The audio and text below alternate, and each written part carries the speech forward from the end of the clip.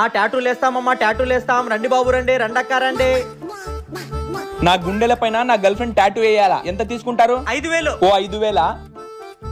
Baby నేను నీ పేరు నా గుండెల మీద టాటూ వేయించుకుందాం అనుకుంటున్నాను. అవునా? కానీ నా దగ్గర డబ్బులు లేవు. ఎంత అవుతుంది డబ్బులు చెప్పు, నేను వేస్తాను. 10,000 అవుతుందంట. సరే.